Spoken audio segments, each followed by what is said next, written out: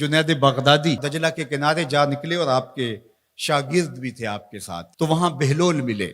بہلول ایک مجذوب تھے، تو کہا کہ چلیے ان سے زیادہ بات کرتے ہیں۔ تو شاگردوں نے کہا یہ تو ایک دیوانہ شخص ہے اور آپ اس سے کیا ملیں گے، آپ اتنے پڑھے لکھے عالم اور اتنے بڑے فقیہ اور صوفی، اور ایک دیوانے شخص سے آپ ملیں گے؟ دنیا اس کو دیوانہ کہتی تھی، بہلول دیوانہ۔ لیکن سعدی بولے کہ سعدیہ نزدیک رائے عاشقاں، خلق مجنو نندو مجنو عاقل است، کا اصل تو عاقل یہ لوگ ہیں۔ تو خیر حضرت جنید بغدادی گئے اور بہلول کو سلام کیا، کہا کہ آپ کون ہیں؟ تو کہا میں جنید بغدادی ہوں۔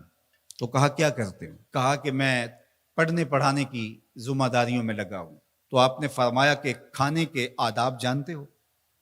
تو کہا کہ ہاں، ہاتھ دھوئے جائیں، بسم اللہ شریف پڑھی جائے، چھوٹا لقمہ لیا جائے اور چبا چبا کے کھایا جائے، اور اس کے بعد الحمدللہ کہا جائے۔ تو بہلول کہنے لگا کہ میں تو آپ کو بہت بڑا عالم سمجھتا تھا، آپ تو کھانے کے ادب کو بھی نہیں جانتے۔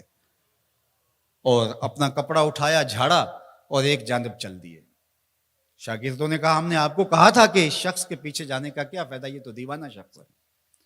تو کہا نہیں، میں اس کے پیچھے چلتا ہوں۔ پھر آپ اس کے پیچھے بھاگے۔ تو پھر بہلول نے پلٹ کے دیکھا، کہا کہ کون ہو؟ کہا کہ میں جنید ہوں، آپ کو ملنے آیا ہوں۔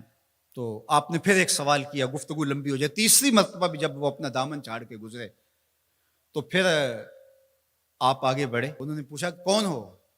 انہوں نے کہا کہ میں ایک عام سا شخص ہوں، تو آپ کے پاس جو ہے وہ سیکھنے آیا ہوں۔ تو کہا کہ میں نے تم سے پوچھا تھا کہ کھانے کے آداب کیا ہیں، تو تم نے یہ بتایا تھا۔ کہا جی میں نے تو یہی پڑھا ہے اور میں نے یہی بتایا ہے۔ تو کہا کھانے کا سب سے پہلا ادب یہ ہے کہ لقمہ حلال کا ہو، باقی لقمے چھوٹے چھوٹے توڑ کے کھائے یا چبا چبا کے کھائے یا جو ہے وہ پانی پہلے پیے یا بعد میں پیے، کہا یہ باتیں بات کی ہے، سب سے پہلا ادب کھانے کا یہ ہے کہ لقمہ طیب ہو، لقمہ طاہر ہو، لقمہ پاکیزہ ہو۔ اللہ اکبر۔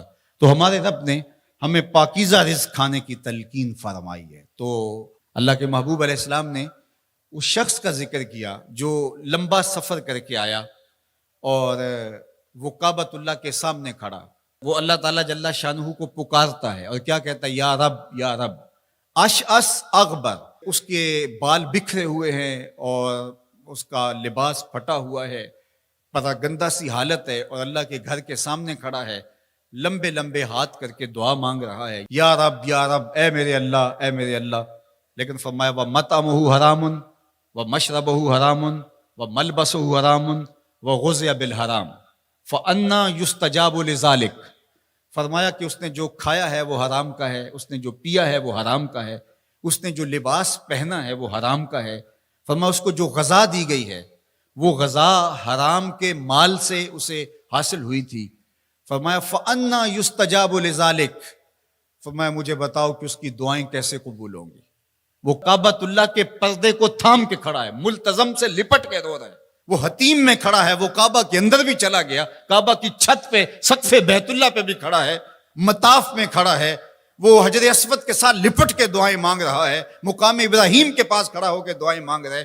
یمد یدہ، اس کے ہاتھ لمبے لمبے ہیں، یا رب کے کلمات اس کی زبان پہ ہیں، اور اشعث اغبر، غبار آلودہ بکھرے ہوئے اس کے بال ہیں، اور حالت پراگندہ ہے کہ کسی کو گزرتے ہوئے بھی ترس آ جائے، اور اللہ کے گھر میں کھڑا ہے تو وہ کیوں نہیں معاف کرے گا؟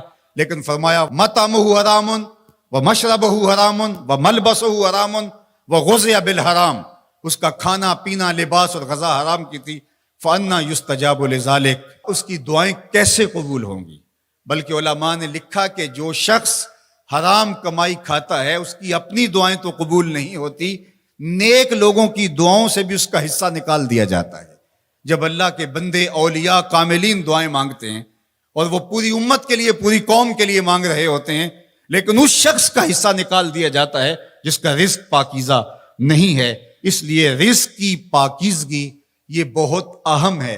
رومی علیہ الرحمہ فرماتے ہیں کہ اگر تمہارا رزق پاک ہوگا، تمہارا رزق ستھرا ہوگا، تمہارے سینے میں معرفت کا نور پیدا ہوگا، اور اگر تمہارے سینے میں غل، غش اور حسد، بغض، کینہ اور نفرتیں پیدا ہو رہی ہیں تو پھر تم غور کرو کہ تمہارے رزق میں کوئی مسئلہ ہے۔ تم کھاتے ہو اس کے نتیجے کے اندر حسد پیدا ہو رہا ہے، بغض پیدا ہو رہا ہے، نفرت، سستی اور کاہلی اور عبادت سے دوری پیدا ہو رہی ہے۔ جو رزق حلال ہے وہ عبادت کے لیے تقویت پیدا کرتا ہے، وہ تمہیں سچائی کی زندگی گزارنے کی طرف راغب کرتا ہے۔ تو اہم ترین چیز جو ہے وہ رزق کی پاکیزگی ہے،